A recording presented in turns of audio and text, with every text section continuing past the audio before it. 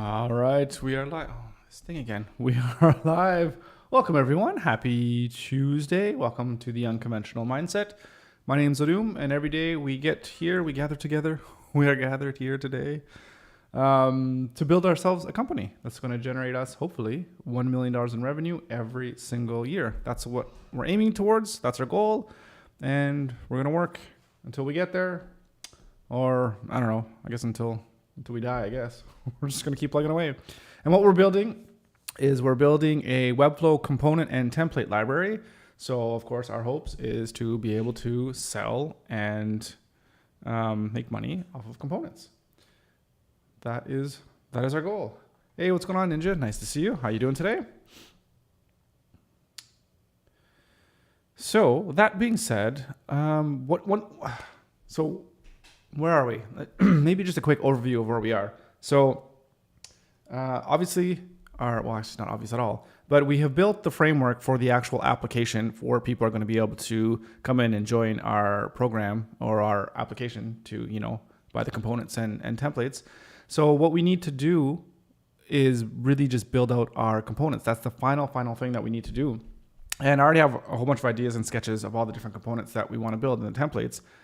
But where we really need to kind of focus on is figure out exactly how we're going to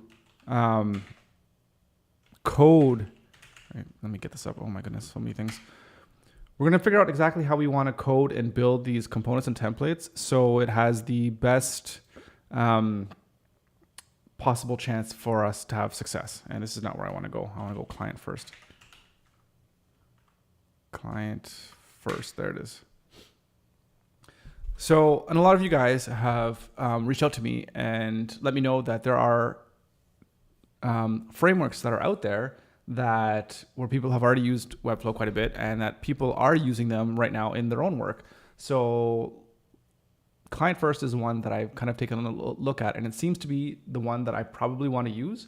So I figure we're going to take a look at this, see exactly what it is, and see if that's the framework that we want to go with. Because I had ideas of even creating my own framework, but why reinvent the wheel if the wheel is already there? And as far as I know, the wheel, turns pretty good. So let's have a look at what these guys have here. And this is from Finsweet. I'm not sure exactly how to pronounce their company, but I've seen a lot of their videos and they do some really, really great work. So, and I use a lot of their products as well too, which is awesome. So let's see how this thing goes. So I think one thing that I'm just going to create a quick demo site here actually in Webflow. Let's just call it like testing client first, because there might be some things in here within Finsweet that we can just kind of load up. So let's have a look first. Okay. So let's look at the documentation. From the start, the most important topics of client first. Quick start guide. Oh, we have to actually download the whole thing? All right, let's just download it to our desktop.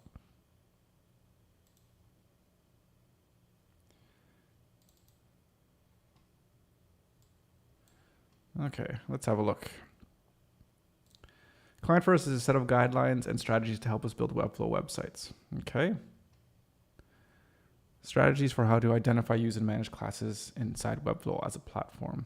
Utility, okay, with dashes, is created for a specific combination of CSS properties, which can be applied to across elements within a project. Okay.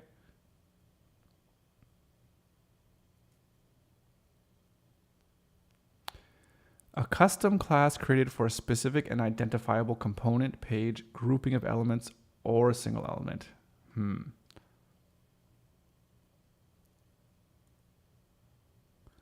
It's a global. Okay, the utility is a global class. Better for maintaining a project as it's more flexible to changes. Avoid overstacking classes and making site-wide mistakes. Yeah, that's a big problem. That's definitely a big problem. So team slider _ headshot. Header _ background layer. So custom classes uses an underscore to identify the custom folder name. Custom folder name. Let's just allow for this one.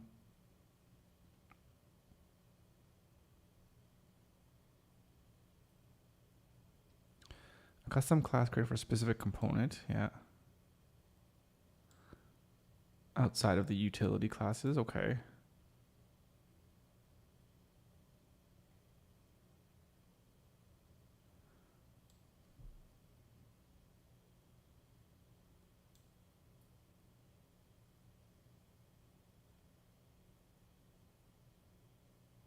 Testimonial slider.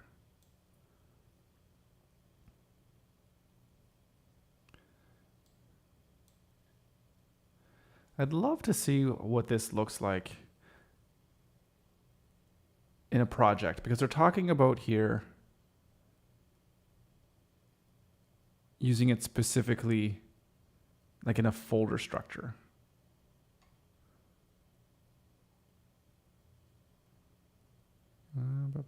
Where does it say that? It said that somewhere. Right, custom classes use an underscore under the custom folder name. So team slider underscore headshot, like there's a folder there? Like what does that mean?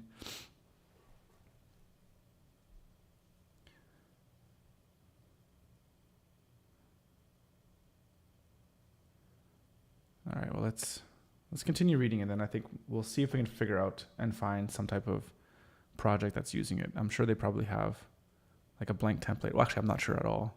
Hopefully they do. Okay, meaningful and complete naming. Class names should say what they do. The name of a class should answer these questions. What is the purpose of this class? How can I give the most context into what this class is responsible for in the project? So testimonials wrapper, column 2, yeah, Flex Mobile AC. I've been guilty of this for sure in the past. General to specific, naming conventions. A text element, and then the size of the text element, and then of course what the actual size is. Custom class folder name, there it is. This is the team list component related to the team page or a team section. So I'll make that just slightly bigger.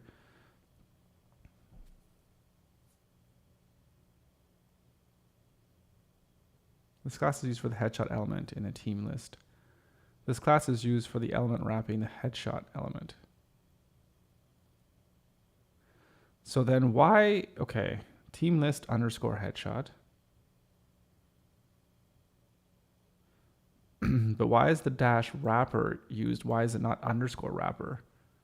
In the same way that testimonials underscore wrapper is. Why isn't this testimonial slash wrapper? Obviously because it's not a utility class, I guess. But why is this a utility class? Headshot dash wrapper.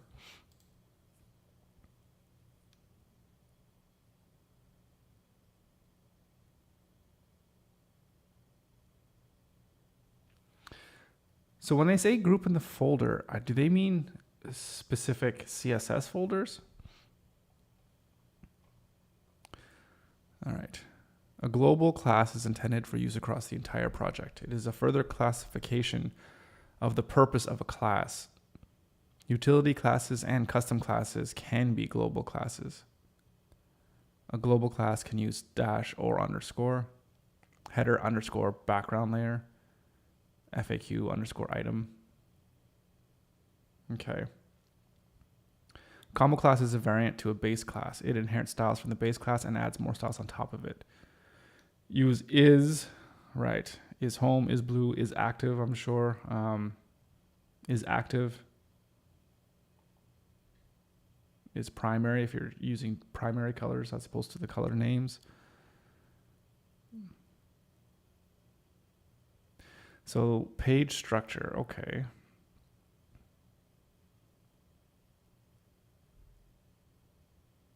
Helps to copy paste the entire page to a different page. Yeah, it does. Page wrapper, navbar, global styles.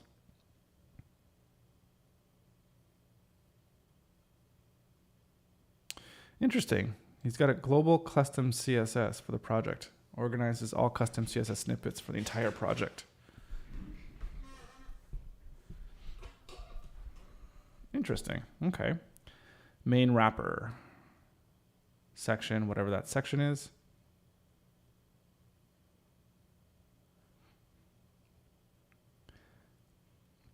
padding global.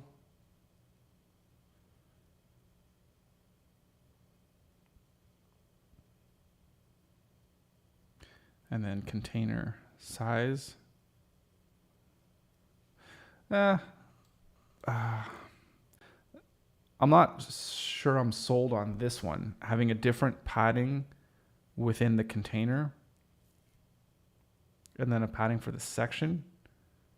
Vertical spacing between sections.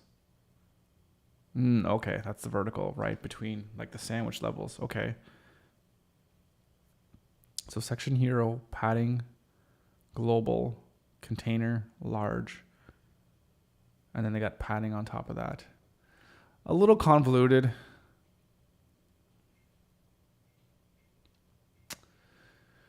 But I guess, I mean, if you have like a hero section, every hero section is going to have different paddings and whatever. I could understand it. Might take me a bit to get used to. Use Finsweet extension to add core structure in one click. Okay, so let's take a look at that right now. I think, so we have this here. So we have the extension, that Client-First. So yeah, this is the folders that they're talking about. So add core page structure. Let's see. This functionality will only work if your project is a clone of the official starter project, which it's not. So let's take a look at that.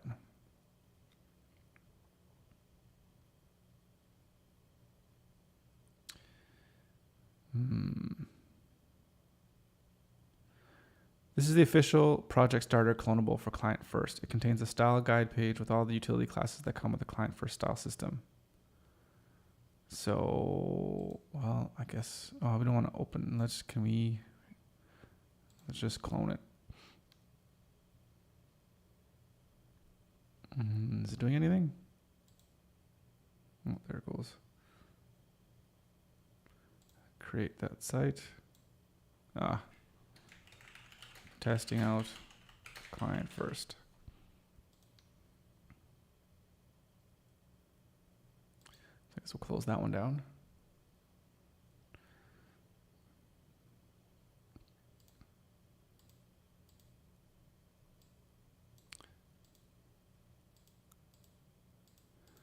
So it's got the padding global here.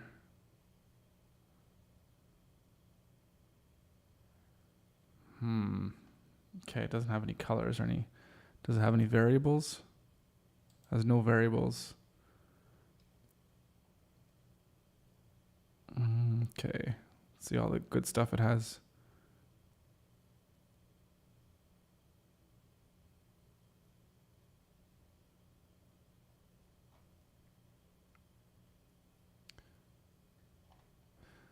So lots of margins. Padding bottom. Padding bottom is 0. Okay, interesting.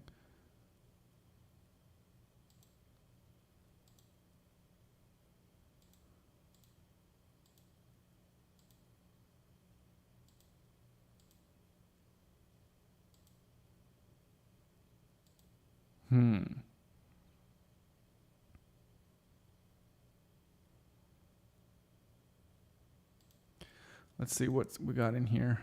I'm curious.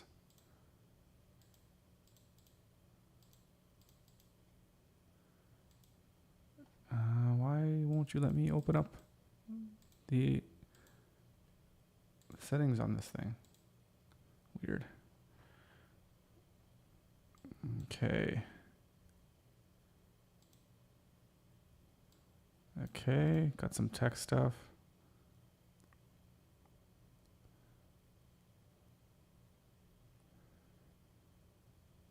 Get rid of top margin on first element. Oh, yeah, that was really annoying.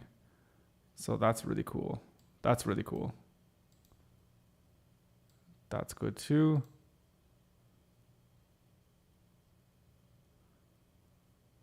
Prevent all clicks and hover interactions with an element.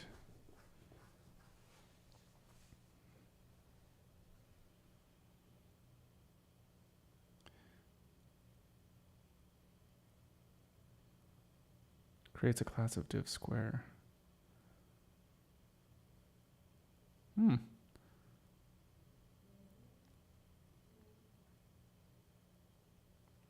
Huh, why would they lose their alignment? Interesting.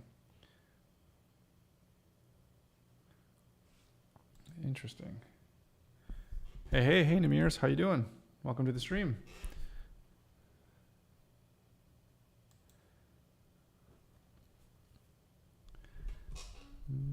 Make the following elements inherent typography styles.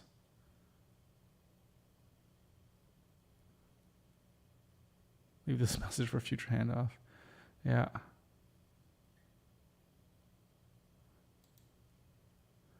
Text styles, 3 lines. Interesting. Okay. 2 lines. Display inline flex. Hide. Just media queries.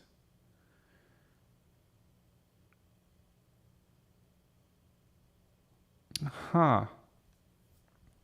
I'm not sure about these ones, where if you just add the class margin left, padding left, what have you, that they're just going to be zeros.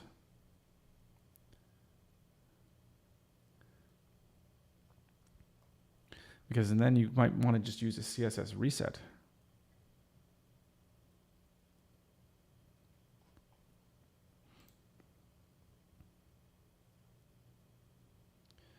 So if I save and close that, but if I look at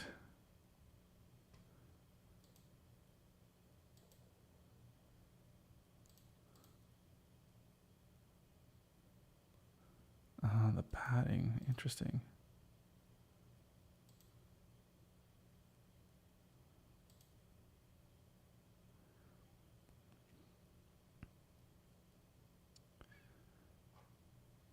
So hang on, what pages do we have? Style guide.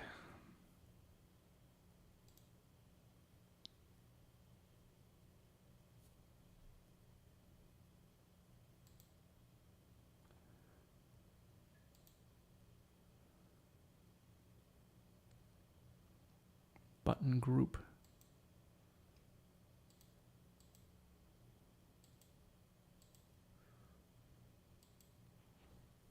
Okay, so I guess if you want to do buttons, you just put them in here. It's just going to wrap. Interesting. And you just have the 1 pixel there. Yeah. HTML tags.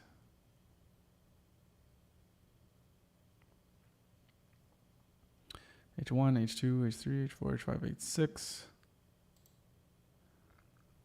All quotes.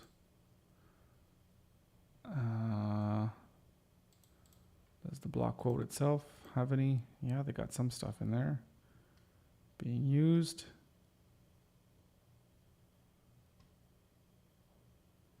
Heading style H1 just makes it look.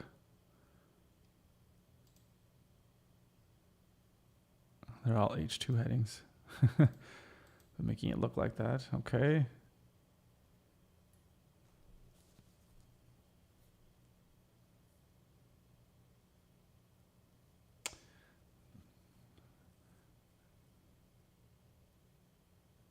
Textile muted. Interesting. What is this? Just gives it an opacity difference. Okay.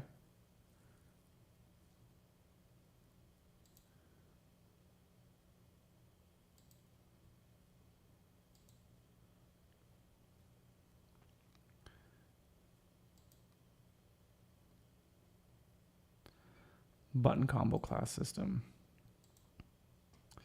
So it's button. Button is small. Button is large. Just adds more padding. Button is secondary. Button is just text, I guess. This is button what with is icon. Okay.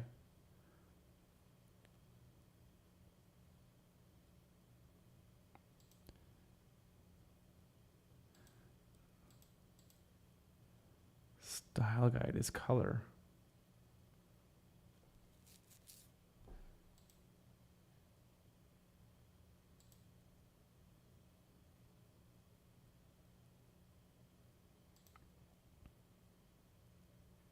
Is 1, is 2.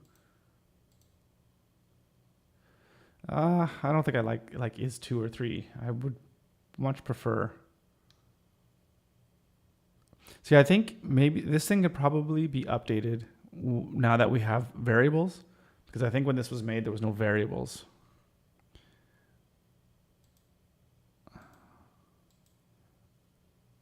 Text color white.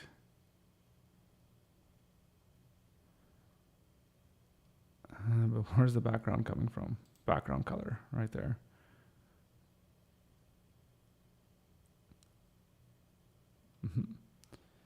Okay.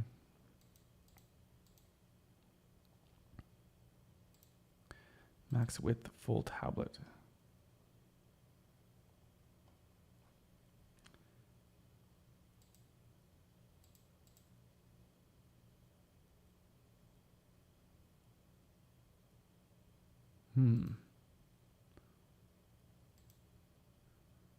It's different REMs. Interesting. Okay.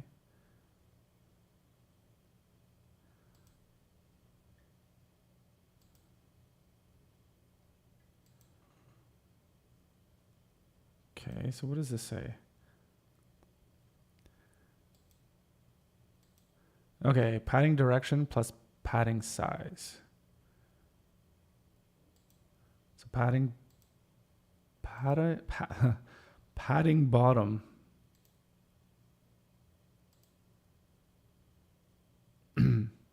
I guess you can put in a number because everything else here is 0. It's padding 0, padding tiny, padding small, large.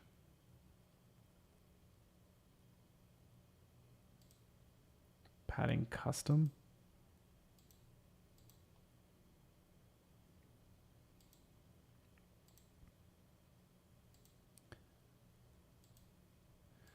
Margin vertical.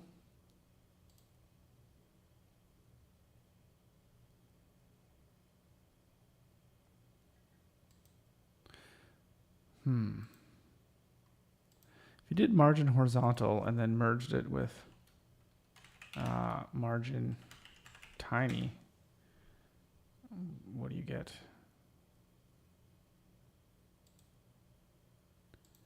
Maybe not tiny, maybe let's say margin like large.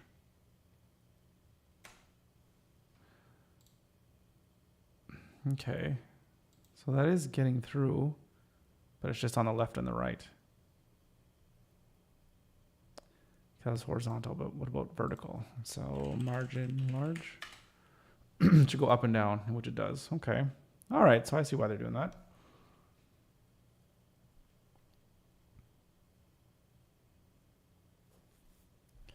Different spacers. Icon.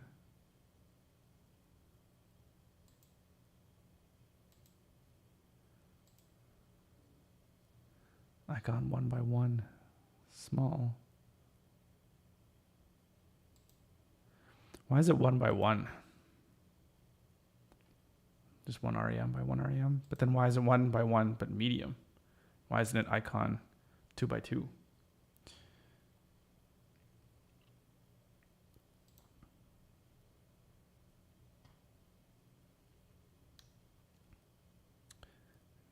And then useful utility systems.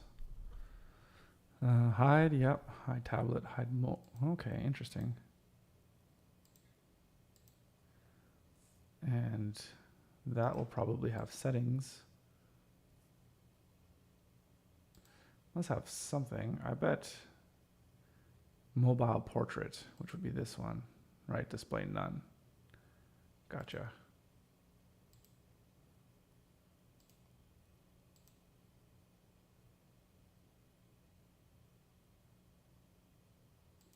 Z index 1, 2.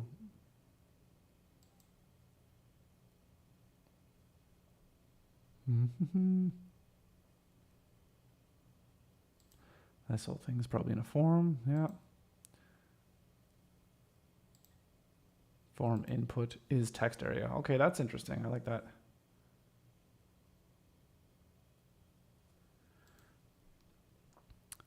Scary look on the layer tree. Just over here on the side. Yeah, there's a lot going on here. Have you used Client-First before? If you have, I'm wondering what your opinion is on it. There's some good things and some, I don't know. I feel like it's a little bit too much if I was going to start a project and having all of these different classes loaded into my project, but that being said, I can definitely see the utility of it.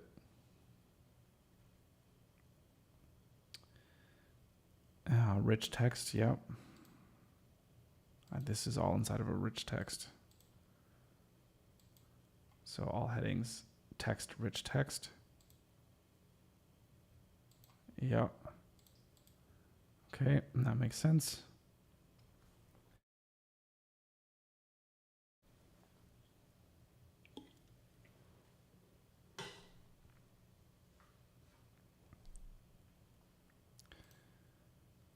And then a figure. But no styling on that. No styling on that either. I'm actually curious. So I know I started doing a few things. Let's go. Okay, let's delete this thing. Okay, well, type this stupid thing over. Okay. What did I do? So I started a few things here. Let me compare and contrast. I'm not compare and contrast, but so I was starting to work on these things here. So I have the different headings, H1, H2. And again, I guess we can go even into here. Oh, no, not here, into here. And see what we have. Right, there's a bunch of stuff, yet it doesn't flow as nice at all. Why is this thing popping up?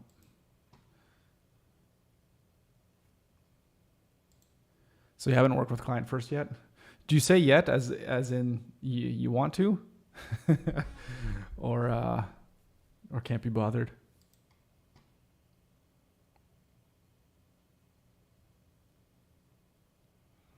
Yeah, so when I was doing these, the nomenclature was just all over the place. However, I did things kind of similar in terms of the headings here and then having the different things. Font size, large, small. And these were the classes I was using. All right. But then you have to have some default things. I think I probably put them in the body tag. In terms of the font size. No, I didn't. What did I do? What was I doing?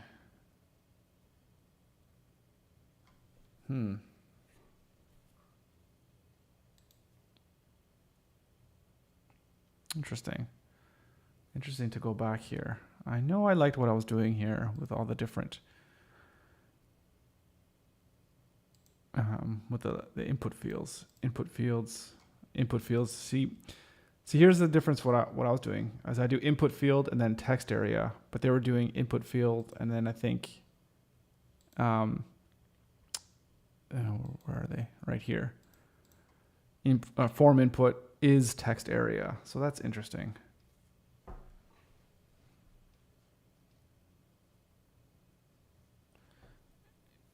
Interesting. So slightly different naming conventions. I kind of like the whole is this or whatever. I don't know if it makes sense so much for an input field, but I guess if you wanted to have the same padding and everything, then that makes sense.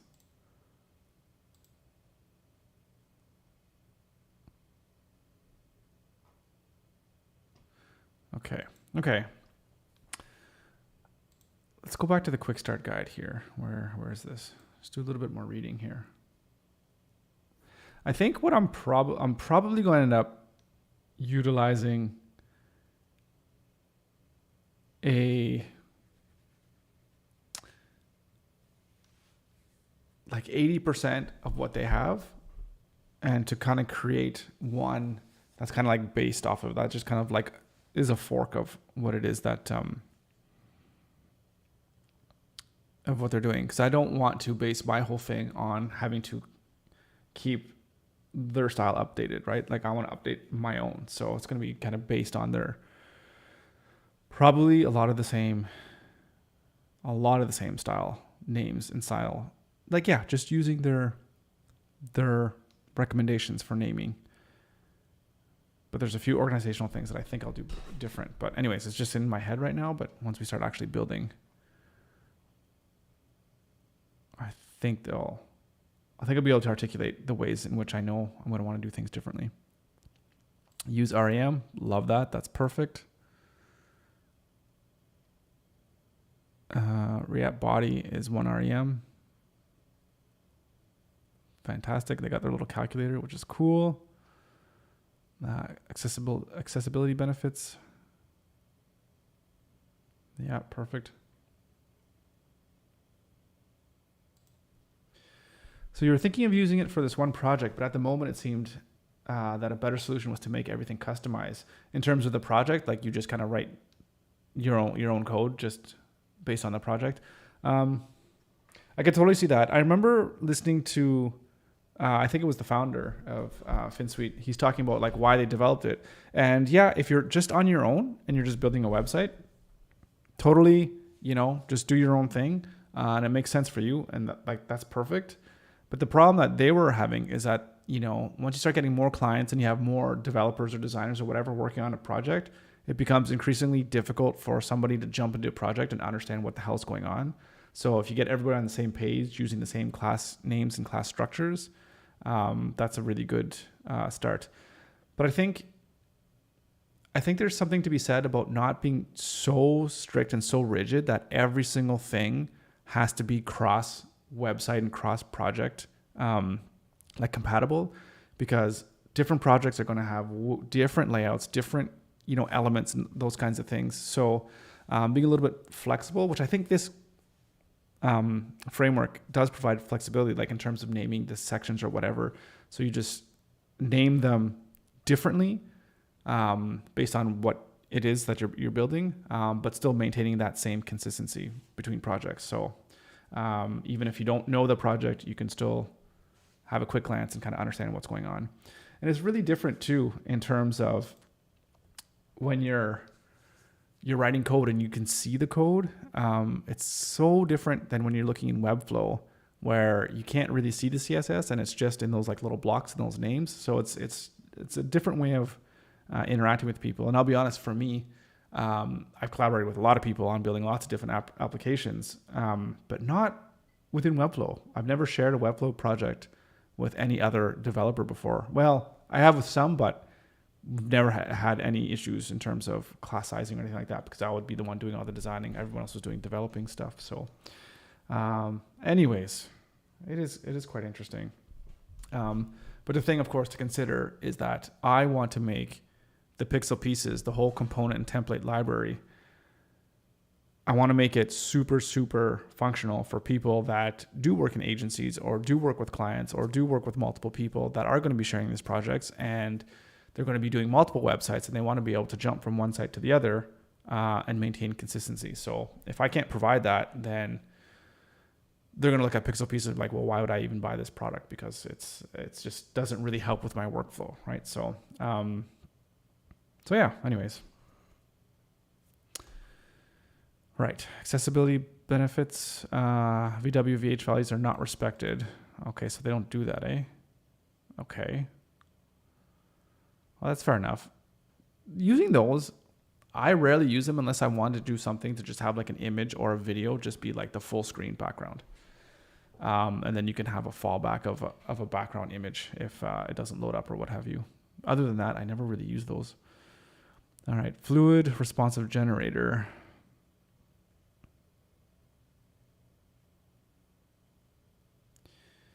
Interesting. Visually scale all elements on the page as the user changes the size of their browser. When the screen width goes higher, it changes the root size. Interesting. Now also they do a little bit of calculation depending on the screen size. Is that, did I see that somewhere? that's going to be probably, I would imagine that's going to be, oh my goodness, all the way up here in this global styles instance. It's not opening.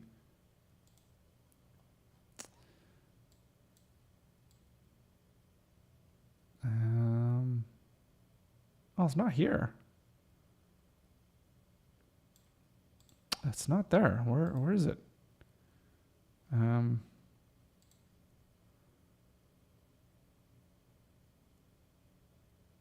Oh, it's an optional add-on.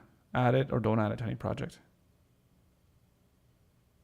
Or after everything is developed. Yeah, you can do that at the end. That makes sense. Actually, one thing I want to look at. So they had this testing. I think there was a thing here. Client first. So add core page structure. So what's going to happen here? Waiting till Webflow is synced. This might take up to. So are they syncing it with like a repository somewhere? So what happened here? So what did they do? Now this says draft, so something happened. Version 2? I guess it wasn't version 2 before. This all kind of looks the same.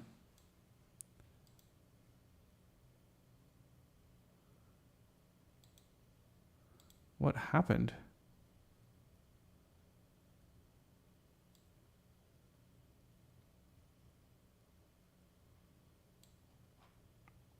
I don't know what happened.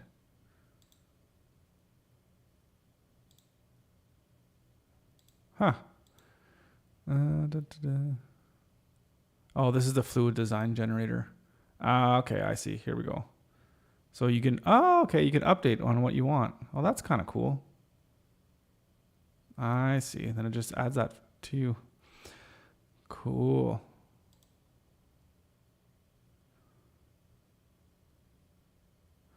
Oh, interesting. Folders uses client-first naming convention.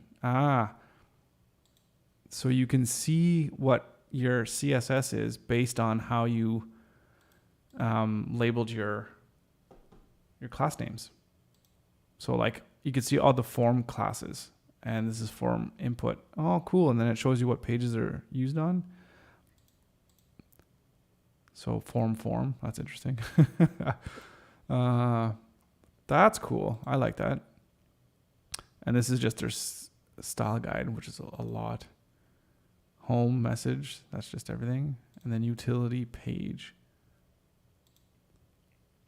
And then utility classes. Well, this is interesting. The utility class, how is that its own special page? We'll just say press F.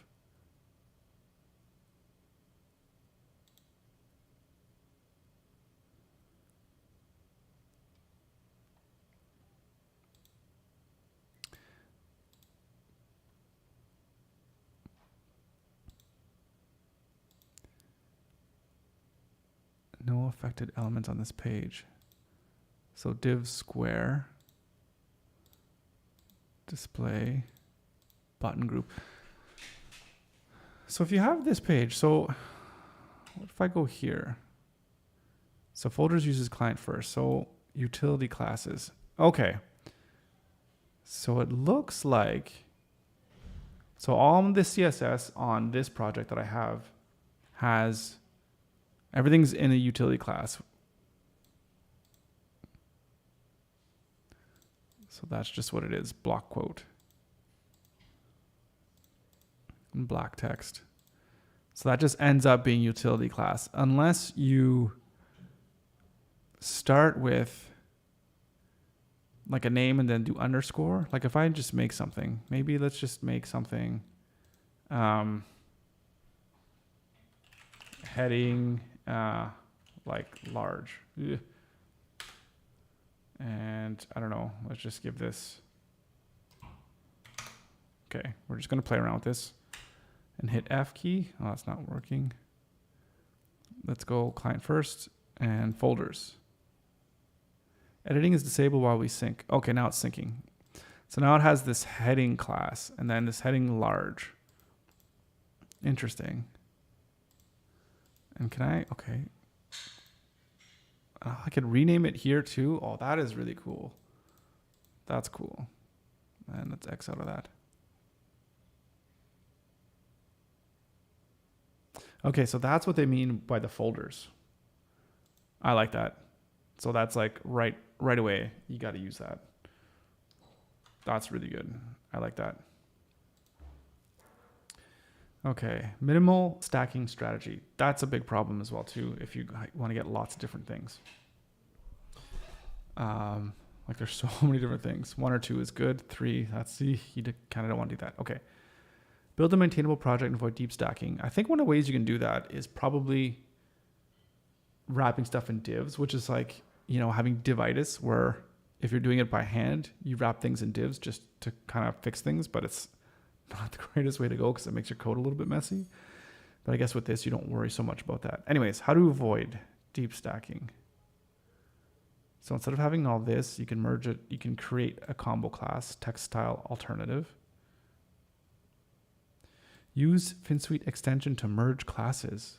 Ooh, that is cool. Where does it have that? Attributes, candies, merge combo classes. Oh, that's really cool. That's cool. I like that. Friction. Nice name. How's it going? Welcome to the stream. We're just reviewing Client-First here and seeing if it's a good framework for us. And so far, so good. It's looking pretty good. What's going on? Sure, I can't get these icons to display on this YouTube chat. I got to figure this out. Anyways, not too important, but anyways, welcome. Okay, yeah, so they have merge combo classes. That's awesome. That's an awesome feature. Create combo classes with required styles. So frequently asked questions item is dark. So instead of having that, okay. And then nest another div block. Yeah, again, if you're not writing it by hand, then nesting divs is not a bad thing to do. Just to make it easier to read.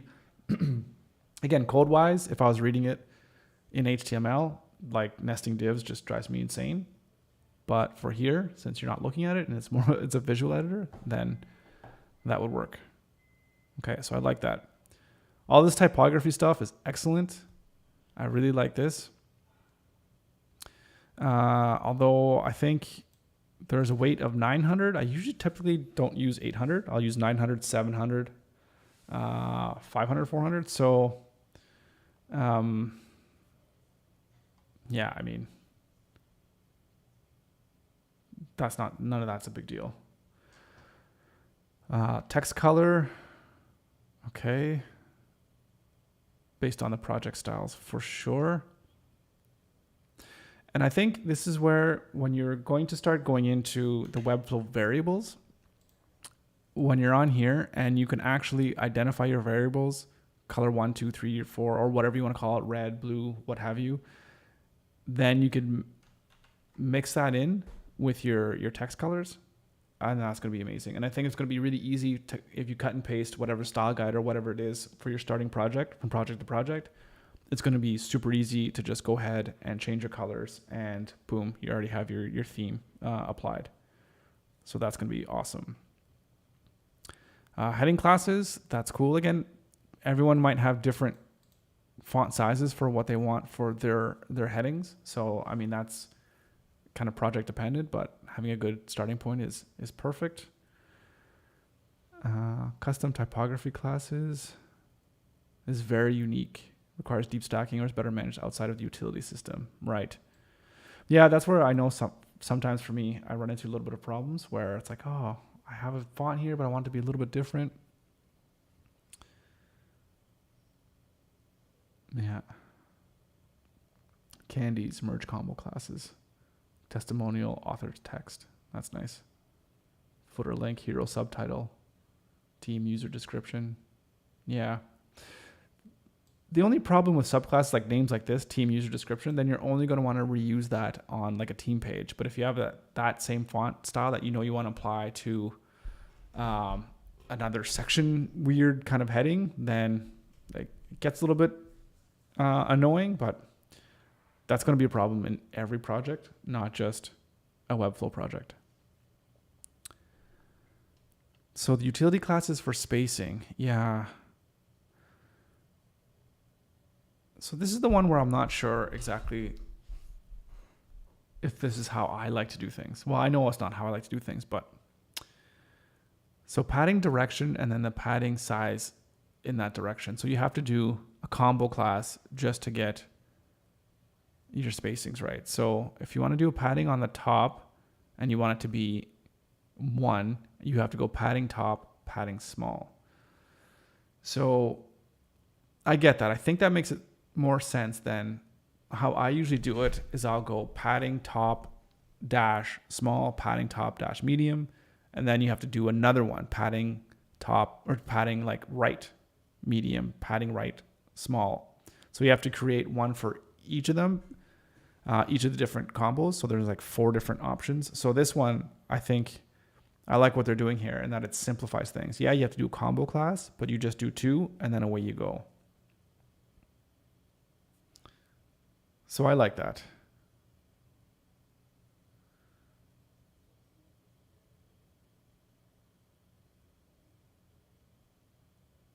Large, extra large, then it goes to huge. It's a lot of different utility classes, but I guess more doesn't really hurt. Custom classes.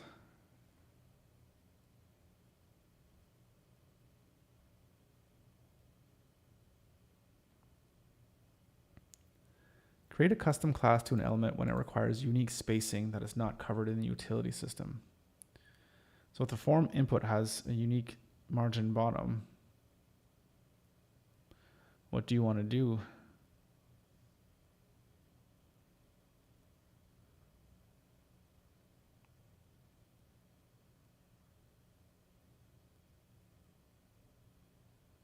I guess that's just what it means. Just create a custom class and then override it.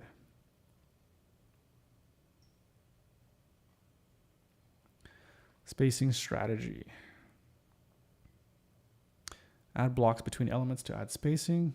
Okay, sure. Add content inside a div block with spacing utility classes, padding bottom, and then that's medium, right? It adds a medium padding. But that'll be just to the bottom though. Right, because 2 REMs. Okay, and if it's medium, it's all of them. Okay. A grid flex, just display grid, I'm sure. Add content inside wrapper with grid or flex styles applied.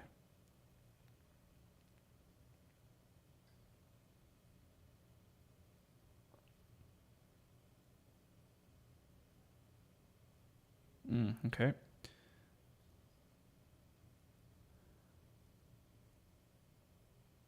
Heading, spacer medium. Yeah, the only thing that sucks with having to put spacers is, well, number one, you have to put spacers. Because usually you want to have the same spacing between all your headings, as opposed to having to worrying to putting spacings over everything. Oh, I don't know about that. AI does almost all things in front end, right? I don't know. Do you mean any AI like systems in terms of if you're using AI to build a website? I've actually haven't used AI to build a website, so I couldn't answer that question.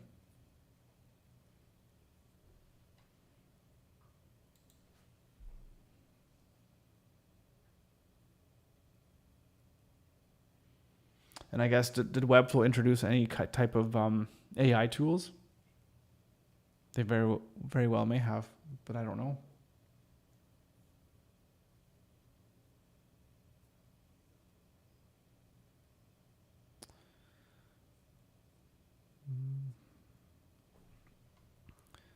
Okay.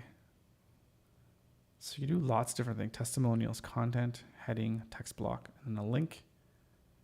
and then padding bottom. So it's like there's different ways you can use things. Oh, okay, spacing. Oh, I see. So spacing blocks here. Then you can do wrappers, or you can just do like grid items, and that's in a grid. Oh, I see what they're doing. Okay, they're just showing how it looks here, depending on what you want to do. Like that's convoluted to me.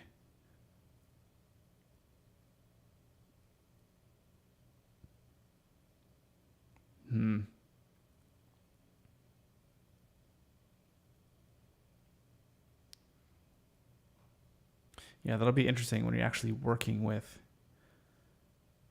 content to see how you want it. Like this is, I don't like this at all. All these extra div tags and stuff. It's not right. It doesn't sit well to me.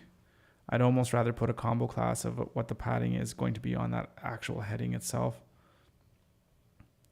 Folders, we kind of went over the folders, which looked really cool.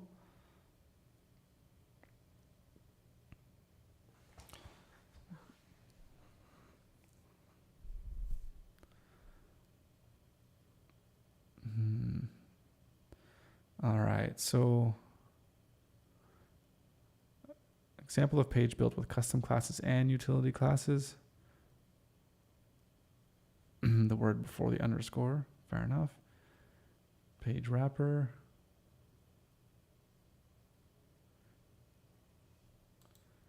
Yeah, 100%. Where to use your spacing blocks. Is it not easier to add padding or margin to class? Yeah, absolutely. That makes the most sense to me. I think what they're just trying to do here is just to showcase that there are different ways that you can achieve the same result, which again, that adds extra complexity.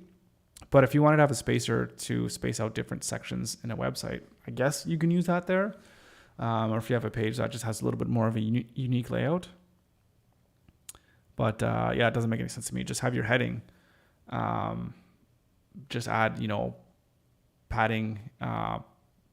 Well, this is the thing too. There's no one actual name for like padding bottom 5 or something like that, right? So it's just padding large, and you don't want it to be on the top. So you have to add padding bottom and then padding, large. So it can get pretty messy pretty quick on your headings, and then that goes against what they're saying right here in terms of stacking different things. Because with a heading, just by having the heading type and then the 2 padding styles, you already have 3 class styles. And if you want to do anything else, then you're kind of out of luck. So there might be a better way to do things for headings, especially if you might even just want to build it into the heading itself. Because I always do that. If I have a heading, I'm like, okay, you have your H1 headings. They're always going to have a spacing at the bottom of like 2 REMs, for example. And then if you want to override that, then you could do that on any individual level. So yeah, anyways, it does seem a little bit excess. Can you rename the classes? Yeah, I don't see why you can't. So I guess the idea is if you're using this client-first guide and you kind of bring over the template and you kind of start building from there, if you rename them, it's going to rename everything across the whole project. So you can do whatever it is that you want. But I guess the problem is if you rename them, then when you try to go on to a new site or whatever, that you have to just remember the different naming conventions that you use for each different project.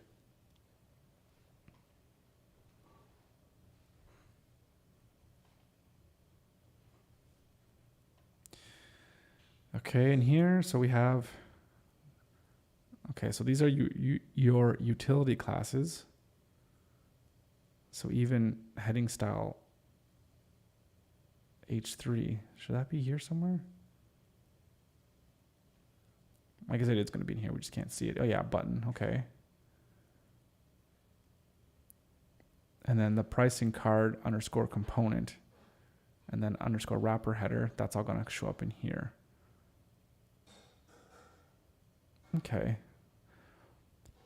I think this here is really helpful because of course you can customize all your class names for whatever makes sense to you and to your project, which is really cool. So I think it's really going to help you organize your projects and organize your CSS as well.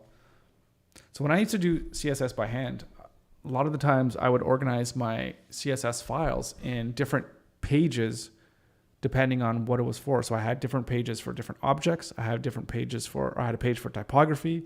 Then I had a page for utility classes. And then my CSS was all in different pages. Of course, it gets compiled all into one page. But when I was actually coding, I'd love to keep everything in different, easy to use, digestible chunks. Using more of like an object-oriented approach, I guess, to CSS. More utility systems. So that's is whatever, is secondary, is text. Yeah. Overflow. Yeah. Okay. Yeah, I've already seen that.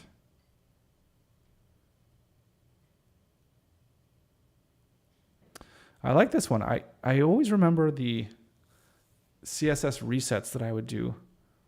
I think having it in here is a really, really good idea. So that's really cool. I'll have to take a look at what they have here, and there might be some things that I might want to change or add in on my own, but that's really good. Oh, that's it. That's the end of the document. Okay.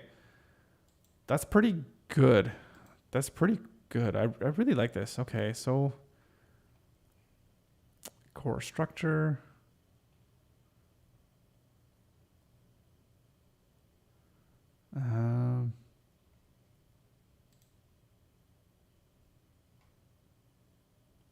Small sites can use this name structure.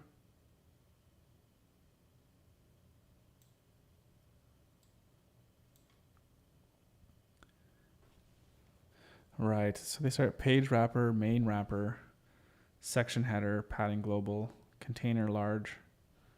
Oh, it's a little bit much, but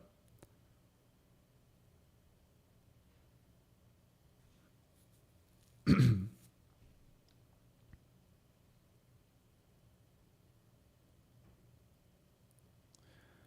think they went over this thing on here too.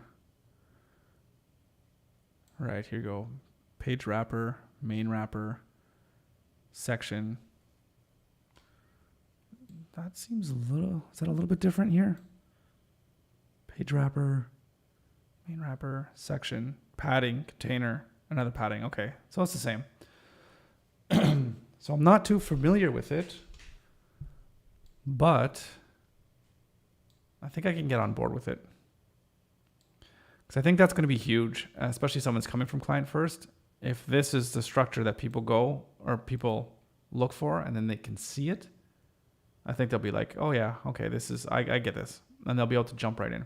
This is going to be a main thing, is for people to be able to jump right in to a template or a component and be like, it'll just fit in beautifully with what they already have.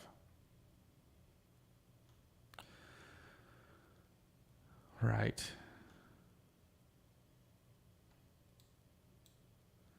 So the question is, well, I have lots of questions. So like all these utility classes, what is this? Oh, like Z-index.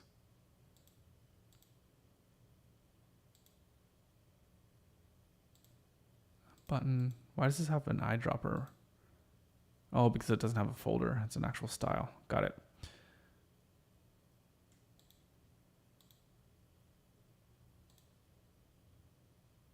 Oh,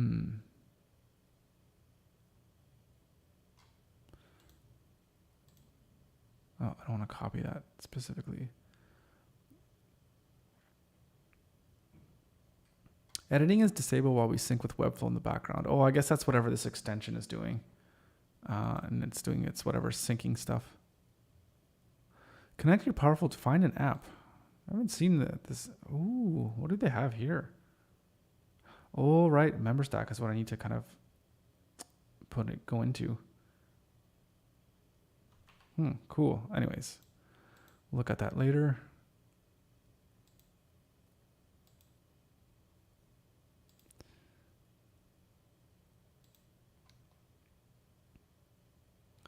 So a lot of these things, the classes, they're just built in here.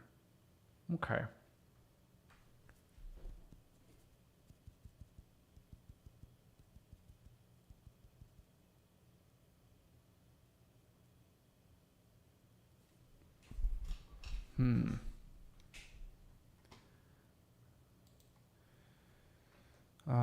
Is there any client-first Figma work file? I don't know. I don't think so, but I don't know. Let's see.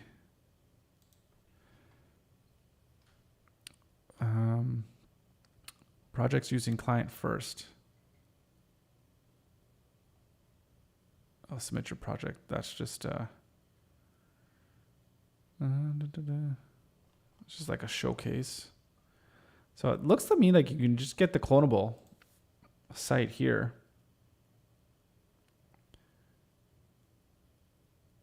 But I don't think there's anything, I don't think it comes in like a Figma file. So I guess the idea here would be like a framework within Figma that you can use and to design something in Figma and then just export it directly into Webflow, and it just has everything with client first. I don't know much about the what is it? The Figma to Webflow plugin. Yeah, that's what you're talking about. But there's Kevin uses it quite a bit. I think that's what he was saying, and I think you have to really be careful about that class, like how you name your layers within Figma, because that gets carried over to Webflow. But yeah, I don't know. I heard that plugin could use a little bit of work, but yeah, I don't know.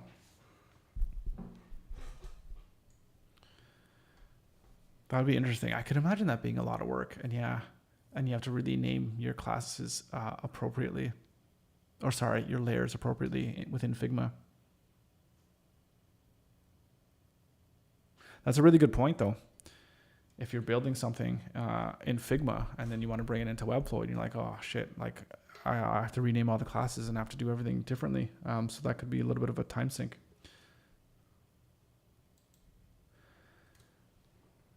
I think so. Definitely don't quote me on it, because I've never done a Figma to Webflow using the plugin. But I just, from what I imagine, or like how I would build it, would be that I would take the layers and the names of the layers and I port that over. And then because you're taking the layers and you're taking all the properties on those layers within Figma, and then you're putting that into the Webflow properties, I would imagine it would take the same name of the layer and put that as the class within Webflow. That's just what would make sense to me. But again, I've never done it, so I can't say for sure.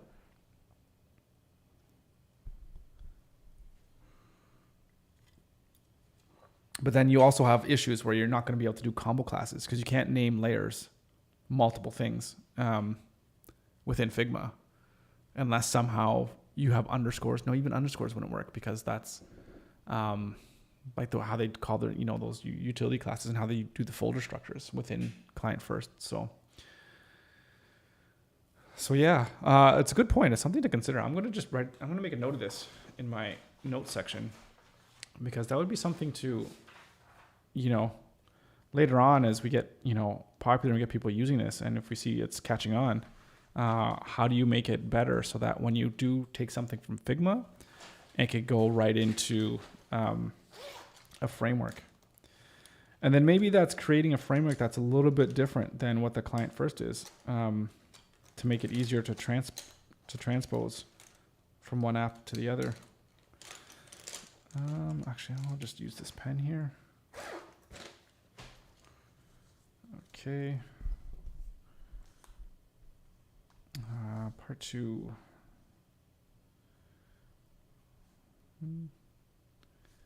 What about going from Figma to Webflow and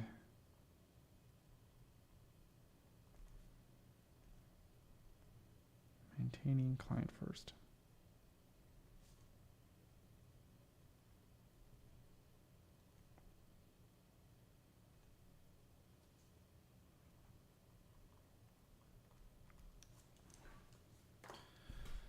All right.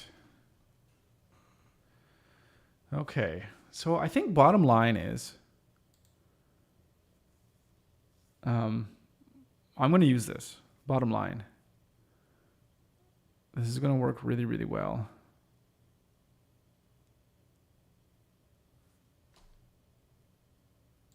So this live site, These are just saying what live sites that actually are using client first. Yeah, very standard stuff. You can just tell the different components in different sections here. I wonder if you could take a look at the code and what it looks like.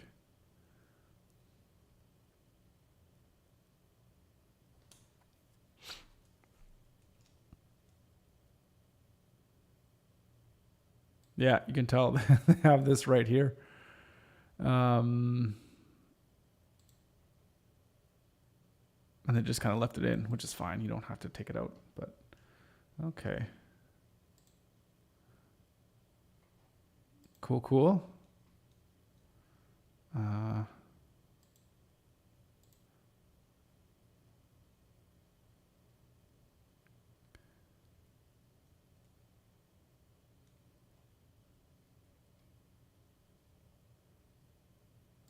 Load more, just different projects using.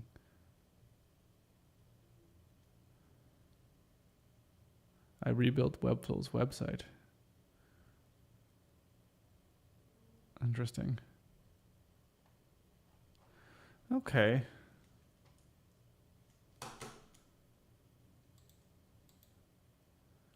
Are there anything else in the documentations? Big docs, extensive documentation.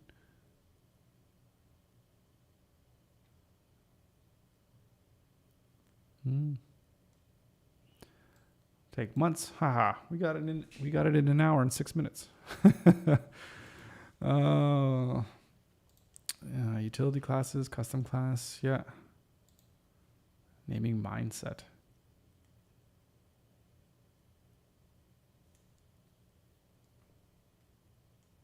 Custom classes are a powerful and recommended method inside Client-First. For specific, yeah. Yeah, you can't just use utility classes for everything. That would be impossible.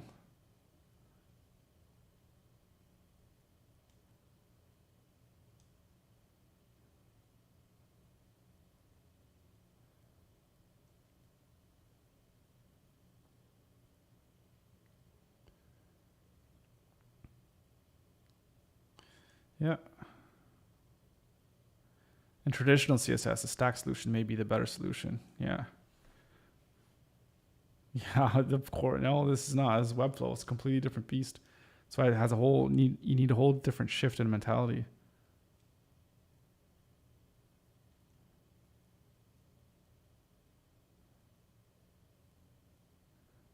Yeah, I like it. Empower non-technical person.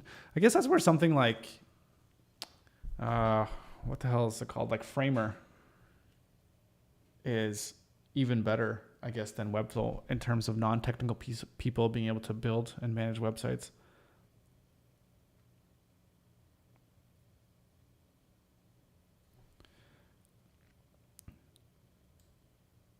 Use keywords to search for classes, yeah.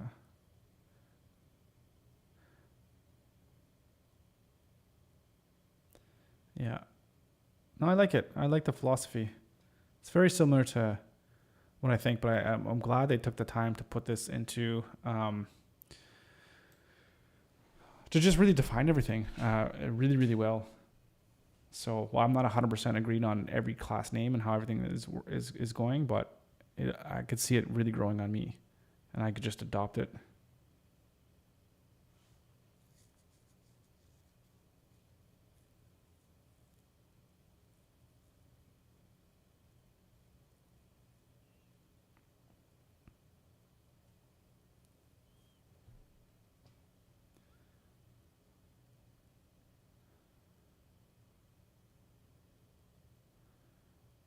Yeah. Yeah, no, I like it. Class strategy 2.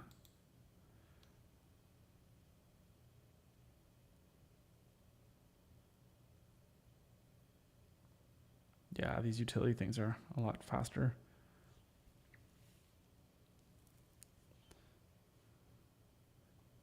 Yep, I like it.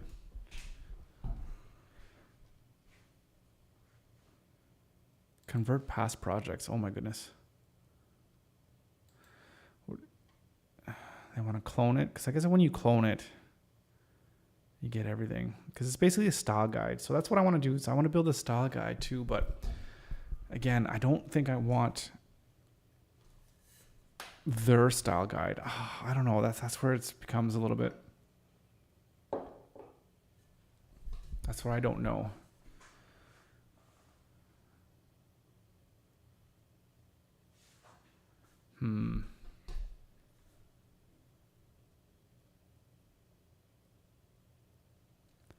Option 2, rebuild in a new project. Ooh, that depends on how big the project is.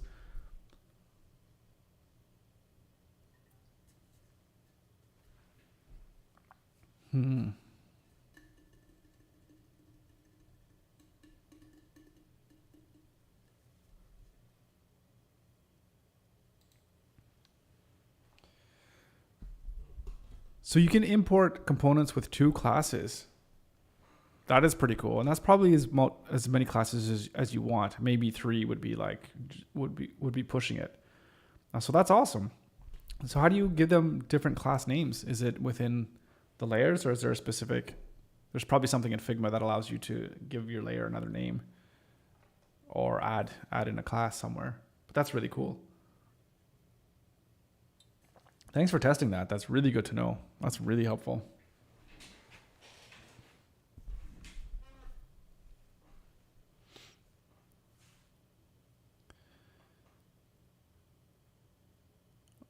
Option 3, don't change the client first. That's hilarious. Does it say anything? Don't change it. Yeah, I mean, if it's completely unusable, then yeah, I guess so. But is it even a problem? If it's not a problem, then don't even convert it.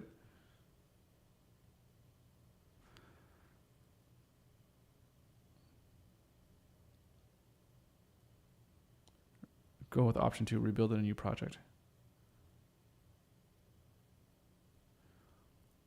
Yeah, I could almost agree with this.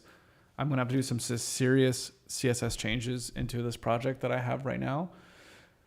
And there's like 80 static pages and a whole bunch, hundreds of CMS pages. And it's like, oh my goodness. I mean, I guess the amount of CSS collection pages is not really, doesn't really matter, but so many pages to go over and so many different classes and everything's just all over the place.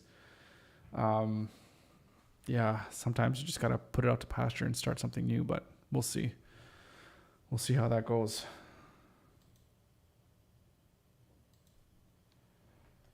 Oh, you separate with just, is that a forward slash or backslash? I think that's a forward slash. Oh, that's interesting. Cool. That's really cool. Awesome. Thanks a bunch. I really appreciate that. Thanks for doing that.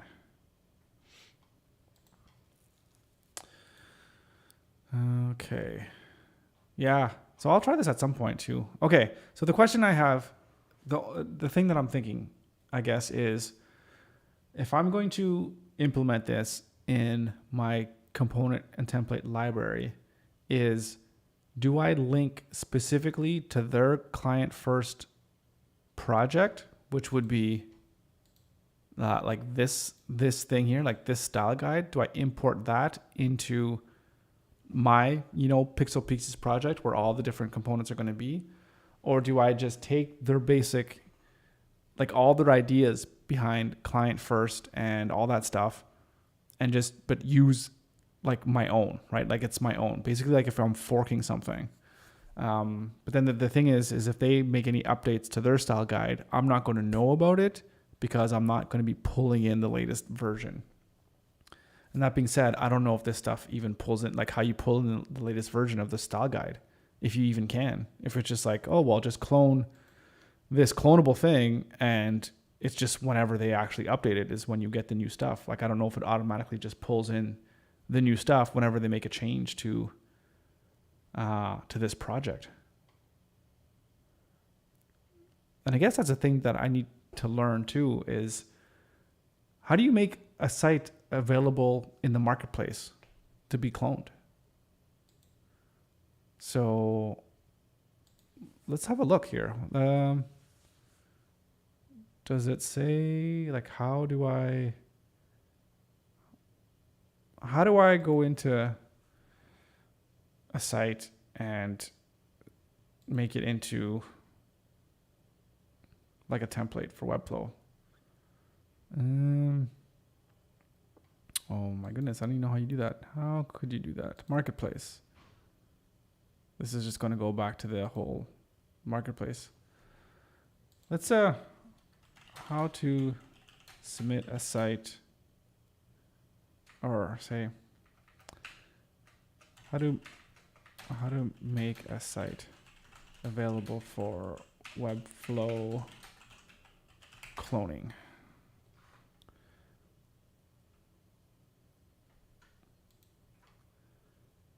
What does this say? Use clonable sites built by the Webflow community to inspire your own. Okay, great. Okay,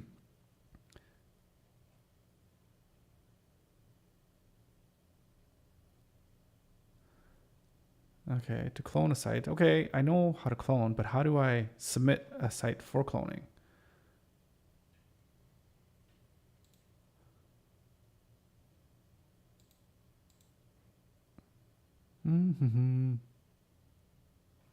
So I want to, okay, where's the search bar? Search. How do I search? Come on, Webflow. Docs.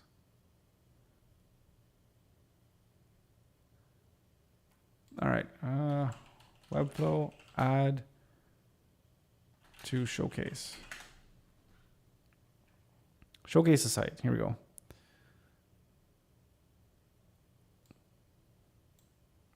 Showcase your site on Made in Webflow.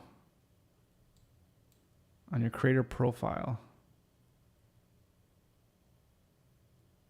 So how to showcase your site on Made in Webflow. In the workspaces you own or belong to. Site settings, general tab. Okay, so okay, let's go. Wow, we got to go to the dashboard. Oh, site settings. I was just there. So say this one. No, let's go pixel. Site settings, general. Okay, showcase site. And in the marketplace under Made in Webflow, which I think that's what this is, right? This goes webflow.com, Made in Webflow /website /client-first. Okay. And then it says shows by who it is. Okay, so that's cool. So, you know, then I could make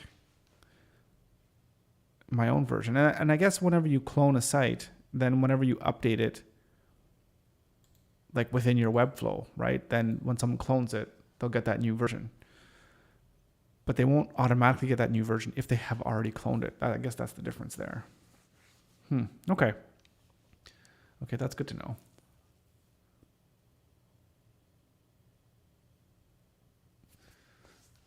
Oh, but what are we going to want to clone? Interesting. Oh, there's lots of things on the back end here that I'm thinking of that I'm not sure how it's going to work, but so how to update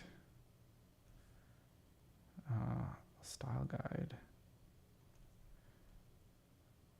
from one project to the next.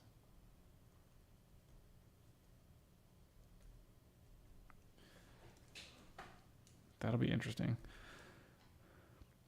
So I'm thinking of, okay, like we're going to have pixel pieces, which will contain all the different components, and there'll probably be another Webflow project, maybe a different Webflow project for each, like full-blown built template, because you don't want to mix templates in one project. That'd be crazy.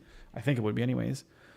So, but each one of those projects, which aren't going to be publicly available because it's going to be behind, obviously, the paywall, but each one of them is going to need to access the style guide and have the most up-to-date style guide. That is the Pixel Pieces style guide, which of course will be based on client first. So if we bring into that style guide into each project, that's great. But what if the original style guide, which say we'll open source it and make it available on, what am I thinking? On made in Webflow, so people can just clone it if they wanted to. How do you update, when you update that, how do you update it into those other projects? Or can you do it so that it updates automatically? Because obviously you can just copy and paste the style guide, say it's in just like a symbol, right? But that's kind of annoying to have to do that manually every single time. So there's probably some kind of script or using the API, I would imagine, to be able to transfer, like whenever you update one project, if that same symbol or whatever is used across multiple projects, to connect them and then update the CSS according to the changes. So I'm going to have to look into that. That is that's above my pay grade in order to understand how that would work. But that's the one thing that I think that we're going to want to do. Okay, so I think what we're going to do is I'm going to leave it here for today and just basically say, after reviewing this, just like, yes, we're going to use client first.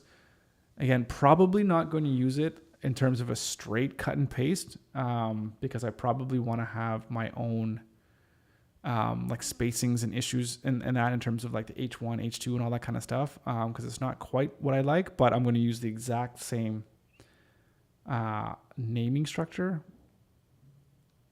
Yeah, I think that's going to be okay. I think that's going to be okay.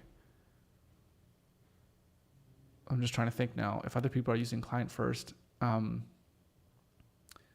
if it makes sense that all the heading styles are going to be the same or not. I don't know. Okay, we'll do some thinking, but we're for sure going to use client first, and then we're going to start right away by building out our components. And I got some template sketches and stuff that I have sketched out and ready to go. So we're going to start working away. So yeah, that's what we're going to have tomorrow. So I'll leave it there. Thank you so much. Thank you, Nemirs, for going in there and doing all that testing and stuff with Figma. I really appreciate that. So hopefully that's helpful to anybody who watches this in the future. And thank you so much to everyone. Thank you to everyone who subscribed and liked the videos and all that fun stuff. I really, really appreciate it. And we'll see you here back again tomorrow with another live stream. All right, guys. Until then, have a good night.